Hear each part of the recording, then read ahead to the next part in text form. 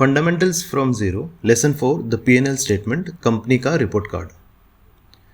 Lesson 1 में business को समझना सीखा। लेसन 2 में उस बिजनेस के इकोनॉमिक मोड को आइडेंटिफाई किया। लेसन 3 में गाड़ी के ड्राइवर यानी प्रमोटर का DNA टेस्ट किया। और आज हम चेक करेंगे कंपनी का रिपोर्ट कार्ड।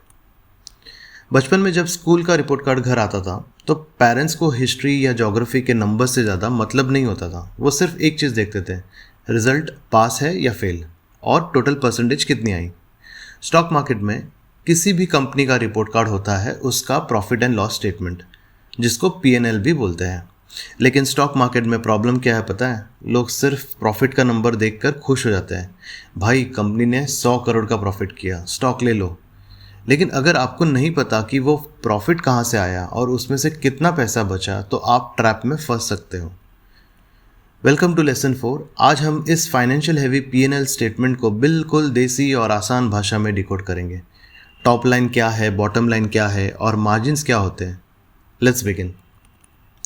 P&L स्टेटमेंट को समझने के लिए हमें वापस अपने दोस्त राहुल की चाय टपरी पर जाना पड़ेगा।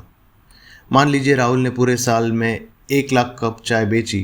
10 रुपये प्रति कप के हिसाब से टोटल कितना पैसा गल्ले में आया? 10 लाख रुपए। इस 10 लाख को स्टॉक मार्केट की भाषा में कहते हैं सेल्स या रेवेन्यू या टॉप लाइन। P&L स्टेटमेंट में ये सबसे ऊपर लिखा होता है, इसीलिए इसको टॉप लाइन बोलते हैं। लेकिन क्या ये 10 लाख रुपए की आमदनी है, अर्निंग्स है? क्या वो ये पैसा घर ले जा सकता है? बिल्कुल नहीं। अब इसमें से खर्चे एक्सपेंसेस माइनस होंगे। दूध का खर्च, चाय पत्ती, टपरी का रेंट और उस छोटू की सैलरी जो चाय सर्व करता है। मान लीजिए इन सब में 7 लाख खर्च हो गए। उसके बाद सरकार आएगी और बोलेगी भाई टैक्स भी तो दो। टैक्स दे दिया। सारे खर्चे और टैक्स निकलने के बाद गल्ले में बचे 2 लाख रुपए। ये जो एंड में 2 लाख बचा है ना, इसको कहते हैं नेट प्रॉफिट या बॉटम लाइन। क्योंकि ये स्टेटमेंट में सबसे नीचे लिखा होता है, इसीलिए इसे बॉटम लाइन कहते हैं।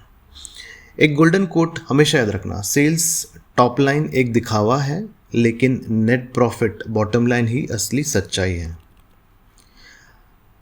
अब आते हैं सबसे इंपॉर्टेंट चीज़ जिसको देखकर हम टर्न अराउंड स्टोरीज और मल्टीबैगर्स ढूंढते हैं, ऑपरेटिंग प्रॉफिट मार्जिन। मार्जिन का मतलब क्या है? अगर राहुल 100 रुपये की चाय बेचता है और उसमें से 20 रुपये बचा लेता है सारे रॉ मटेरियल खर्चे निकालने के बाद, तो उसका मार्जिन हुआ 20%। अब ध्यान से सुनना। मान लो मार्केट में दूध का दाम अचानक बहुत बढ़ गया, राहुल का खर्चा भी बढ़ गया। लेकिन लेसन 2 याद है? राहुल के आसपास 4 नई चाय की टपरी खुल चुकी थी। तो राहुल अपने चाय का दाम 10 से 12 नहीं कर सकता, वरना कस्टमर चला जाएगा। मतलब उसके पास प्राइसिंग पावर मोट नहीं है। तो अब क्या होगा? उसकी सेल्स तो 10 लाख की रहेगी, लेकिन दूध महंगा होने की वजह से उसका प्रॉफिट गिरकर 1 लाख हो गया। उसका मार्जिन 20% से गिरकर 10% रह गया। इसीलिए जब भी किसी कंपनी का P&L देखो, सिर्फ ये मत देखो कि सेल्स बढ़ रही है या नहीं, ये देखो कि उनका operating profit margin OPM stable है या बढ़ रहा है। अगर मार्जिन गिर रहा है मतलब कंपनी प्रेशर में है और मार्केट शेयर बचाने के लिए अपने प्रॉफिट की कुर्बानी दे रही है। आखिरी कॉन्सेप्ट और सबसे ज़रूरी कॉन्सेप्ट, EPS, अर्निंग्स पर शेयर। राहुल की टपरी ने 2 लाख का नेट प्रॉफिट कमाया, लेकिन उस टपरी में आपका हिस्सा कितना था? 10% लेसन 1 के हिसाब से। तो आपके हिस्से का प्रॉफिट कितना हुआ? 20,000 रुपये। स्टॉक मार्केट में भी एग्जैक्टली यही होता है। कंपनी ने 1000 करोड़ कमाए, उससे आपको डायरेक्ट फ़र्क नहीं पड़ता। आपके पास उस कंपनी का एक शेयर है, उस एक शेयर ने कितना पैसा कमाया, उसको EPS कहते हैं। यानी EPS is nothing but total net profit divided by total number of shares. Long term में किसी भी कंपनी का स्टॉक प्राइस उसके नेट प्रॉफिट को फॉलो नहीं करता, वो उसके EPS को फॉलो करता है। अगर EPS बढ़ रहा है तो स्टॉक प्राइस को ऊपर जाना ही पड़ेगा, ग्रेविटी का रूल है। अगर EPS साल दर साल ग्रो हो रहा है तो ऐसी कंपनी को चुपचाप अपने पोर्टफोलियो में होल्ड करके बैठ जाओ। अब टाइम है हमारे प्रैक्टिकल एप्लीकेशन का। आपके स्क्रीन पर आ रही है P&L चेकलिस्ट। स्क्रीनर पर जब भी किसी कंपनी का profit and loss section open करो तो इन 4 पैरामीटर्स को ज़रूर चेक करना। स्क्रीनशॉट ले लीजिए। सेल्स टॉप लाइन लगातार बढ़नी चाहिए, यानी कंसिस्टेंट ग्रोथ है कंपनी में। ओपीएम ऑपरेटिंग मार्जिन स्टेबल होना चाहिए या बढ़ना चाहिए।